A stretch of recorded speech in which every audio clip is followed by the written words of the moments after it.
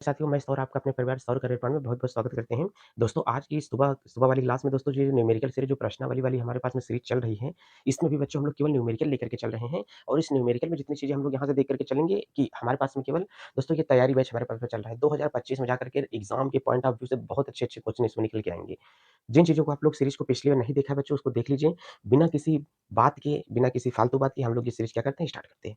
दोस्तों, इसमें पहला क्वेश्चन आप लोग देखेंगे कि हमारे पास में आज का जो हमारे पास में वीडियो नंबर 3 इसका बन रहा है। इसके पहले 2 वीडियो बच्चों अपलोड हो गई हैं सुबह 5 बजे। जाकर के चीज़ों को देख लीजिए। कह रहा है कि 36 ग्राम जल और यहाँ से कह रहा है कि 46 ग्राम एथिल अल्कोहल के मिश्रण में दोनों का मोल प्रभाज जो है, बताइए कि क्या हो सकता है? इसका मतलब बच्चों, दोनों का मोल प्रभाज हमें यहाँ से बता कर के लिखना है कि दोनों का मोल प्रभाज क्या हो सकता है। तो आज का जो हमारे पास में क्वेश्चन है बच्चों, ये हमारे पास में मोल प्रभाज पर आधारित ये हमारे पास में चलेगा। ध्यान दे रहे हैं बच्चों? इसका मतलब ये कह रहा है कि मोल प्रभाज से संबंधित यहाँ से हमारे पास में प्रश्न चलेगा। अब कह रहा है कि मोल प्रभाज से संबंधित जितने यहाँ से प्रश्न हमारे वाले होने वाले हैं, सारे यही बनेगा। अच्छा, कभी भी अगर आपको मोल प्रभाज निकालने के लिए दे देगा, तो आपको हमेशा 2 चीज़ें चाहिए होंगी। कभी भी ये इतना नोट कर लेना, अगर तुमको कभी भी प्यारे-प्यारे बच्चों निकालना है क्या? मोल प्रभाज अगर तुमको निकाल कर के चलना है, तो हर कंडीशन में आपको चाहिए कि आप ज्ञात कर लो पहले से मोलों की संख्या। क्योंकि आप लोग मोल प्रभाज तब तक नहीं निकाल सकते हो, जब तक आप लोगों को नहीं आएँगी निकालना मोलों की संख्या। अच्छा सर, ये मोलों की संख्या निकालेंगे तो सर कैसे निकल सकती हैं? अगर इसमें आप कुछ हिंट दे दिए तो ज़्यादा अच्छी बात है। हमने कहा चलो ठीक है, अगर कभी भी आप लोग मोलों की संख्या निकालोगे कि मोलों की संख्या कैसे आ सकती है? तो सर मोलों की संख्या बराबर यहाँ से हम लोग निकाल के चलेंगे, तो मोलों की संख्या बराबर होता है विलेय का भार, बच्चों ठीक है? और बटे विलेय का यहाँ से क्या होगा? अणु भार होता है। ये हो गया हमारे पास में मोलों की संख्या। मोलों की संख्या को सुनिश्चित करते हैं n के द्वारा और भार को यहाँ पर करते हैं स्मॉल w के द्वारा और भार को बोलते हैं यहाँ से स्मॉल m के द्वारा। तो कभी भी अगर निकल के आएगा कि हमारे पास में n लिखा हुआ है, तो मतलब ये क्या है बच्चों? मोलों की संख्या होती है। अगर यही n के पास में मैं लगा दूँगा H2O, यहाँ से NH2O लिखा है, इसका मतलब ये है जल के मोलों की संख्या। अगर यहीं पर मैं NO2 लगा दूँगा तो ऑक्सीजन के मोलों की संख्या। अगर यहीं पर मैं N2 लिख दूँगा, तो ये हो जाएगा नाइट्रोजन के मोलों की संख्या। इसका मतलब प्यारे बच्चों, मोल प्रभाज तब तक नहीं निकल पाएगा जब तक कि हम लोग क्या नहीं निकालेंगे? मोलों की संख्या।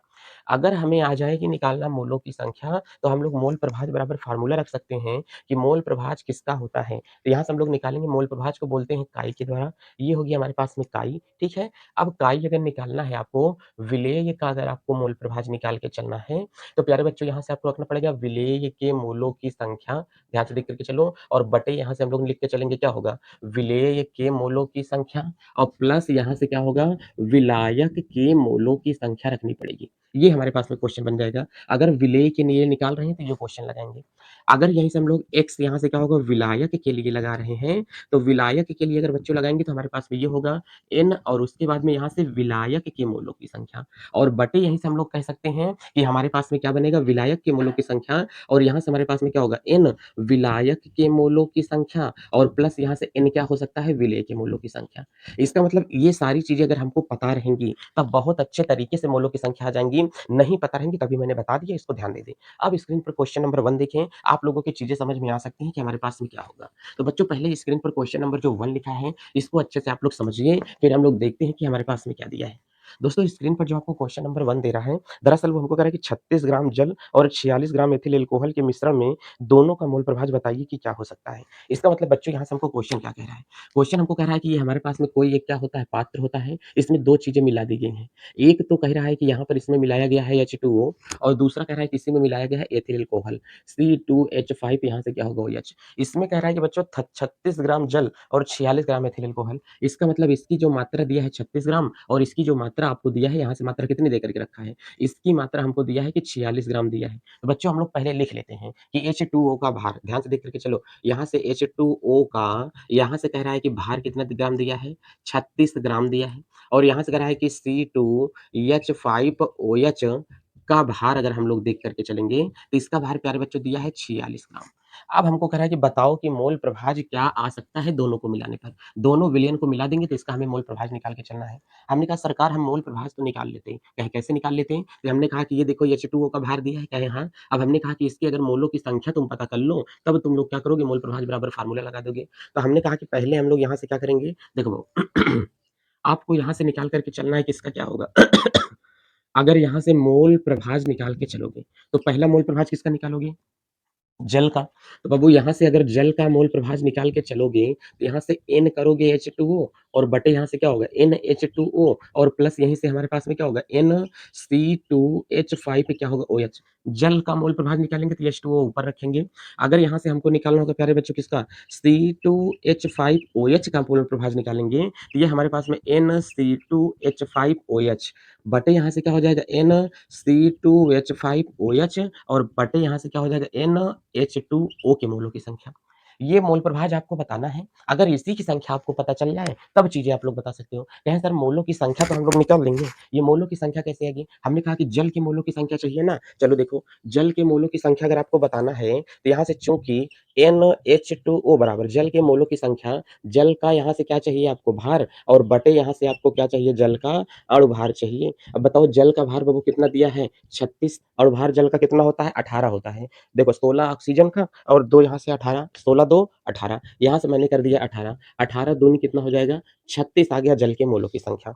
यहाँ से N करेंगे बच्चों C2H5 पे क्या होगा OH बराबर इसका भी क्या करेंगे यहाँ से भार बटे बच्चों यहाँ से क्या कर देंगे अणुभार। इसका देखोगे आप लोग यहाँ तो हमारे पास में कितना आ रहा है, इसका होता है 12 दूनी 24, 5 29, 29 31, 30 16 कितना होता है 46 होता है। तो हमने कहा कि इसका भार कितना दिया है आपको 46 दिया है और इसका अणुभार भी कितना होता है 46 से 46 कटा के कितना आया 1 आया। अब यहीं रख दो। तो हमने कहा कि अगर दोनों को यहाँ पर रख करके चलेंगे, कैमरे में कटा तो नहीं है चीज़ें उधर की? चलो ठीक है, सारी चीज़ें दिख रहा है। अब बाबू अगर यहाँ से हम लोग देख करके चलेंगे, यहाँ हमको NH2O रखना है। NH2O की वैल्यू कितना आ गई 2, तो यहाँ से हम लोग रख सकते हैं क्या होगा, इस पर होगा हमारे पास में 2 और बटे इस पर भी क्या रखेंगे 2 और प्लस इसका मान देखो कितना आया है एथिल अल्कोहल के मोलों की संख्या 1। इसका मतलब 2/3 कर सकते हैं क्या? हाँ सर, बिल्कुल कर सकते हैं। बच्चों इसको सॉल्यूशन को सॉल्व कर लेना कि आंसर आपका आ रहा है 2/3 आएगा। इसका यहाँ पे निकालोगे तो 1 आया है और नीचे 2 और 1 को जोड़ेंगे तो यहाँ से 1 होगा, इसका कितना होगा 2 होगा, 1 बटे कितना आ जाएगा, यहाँ से 3 आंसर आपके पास में आ रहा है। अब भाग में दे दोगे तो इसका भिन्नात्मक मान भी आ जाएगा। तो ये है बच्चों हमारे पास में इसके मोलों की संख्या, इसका निकालेंगे जब तक नहीं तब तक मोल प्रभाज नहीं आ पाएगा। तो ये क्वेश्चन नंबर बहुत 1 आसान था। इसी के बाद हम लोग देखते हैं बच्चों, स्क्रीनशॉट आप लोग ले लीजिए। चलते हैं कि क्वेश्चन नंबर 2 हमारे पास में क्या है उसको देख करके चलते हैं। चलिए बाबू, अब क्वेश्चन नंबर हमारे पास में क्या होगा 2 होगा, उसको यहाँ से देखेंगे कि चीज़ें हमारे पास में क्या हो सकती हैं। तो क्वेश्चन नंबर यहाँ से क्या है 2 स्टार्ट हो चुका है। चलिए दोस्तों, अब चीज़ों को हम लोग यहाँ से देख करके चलते हैं कि क्वेश्चन नंबर 2 हमारे पास में क्या होगा। चलिए क्वेश्चन नंबर 2 आप स्क्रीन पर देखेंगे, कह रहा है कि एथिल एल्कोहल के जल के मिश्रण में भार के अनुसार 54% क्या है जल है। इस मिश्रण में एथिल एल्कोहल का मोल प्रभाज क्या हो सकता है? ध्यान से देखिए, कह रहा है कि एथिल अल्कोहल जल के मिश्रण में भार के अनुसार 54% है। तो हमें बताइए कि इस मिश्रण में एथिल अल्कोहल का मोल प्रभाज क्या हो सकता है? अब इसको हमें समझाना है पहले। क्वेश्चन हमको कह रहा है कि एक हमारे पास में क्या है विलयन बनाया गया है। विलयन 2 चीज़ों से मिलकर के बना है। अच्छा, कोई विलयन अपने आप में 100% होता है कि नहीं? कह रहा है कि इसमें 2 चीज़ें मिली हुई हैं। एक तो बच्चों हमारे पास में यहाँ से क्या है जल और एक इसमें हमारे पास में क्या होता है C2H5 और क्या होता है OH इसमें होता है। अब कह रहा है कि जब प्यारे बच्चों यहीं से हमारे पास में क्या दिया है, हमको यहाँ से दे करके रखा है कि ये वाला मान जो होगा हमारे पास में जल होगा C2H5OH है और ये वाला मान हमारे पास में क्या होता है जल है। कह रहा है कि जल जो है हमारे पास में 54% है।